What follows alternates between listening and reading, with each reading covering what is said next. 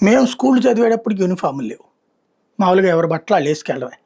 ఇంకా అప్పుడు నిక్కర చిరిగిపోతే ఆ చిక్కర మీద చిరిగిపోయిన బొక్క మీదన అమ్మకి సంబంధించిన చీరదో, లంగాదో ఒక ముక్క కట్ చేసి చిరిగిపోయేది. పాడైపోయిన వాటిని ముక్క కట్ చేసి దాని మీద చేత్తో కుట్టి లేకపోతే మిషన్‌తో పైన రబ్ చేసి అట్లాంటిది ఏసుకొని తిరిగినటువంటి వాళ్ళం.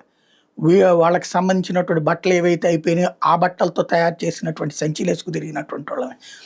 యూనిఫార్ములు మేము స్కూళ్ళు పూర్తయ్యి కాలేజీలకొచ్చే టైంలో స్కూళ్ళలో యూనిఫార్ములు బిగినాయి.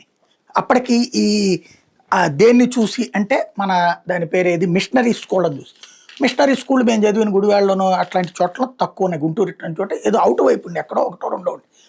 దాంతో మాకెవరికి తెలిసేది కాదు అవి. పెద్దయ్యాక కాస్త 10థ్‌లు ఇంటర్మీడియట్‌లకు వచ్చాక అవగాహన వచ్చాక తెలిసినాయి.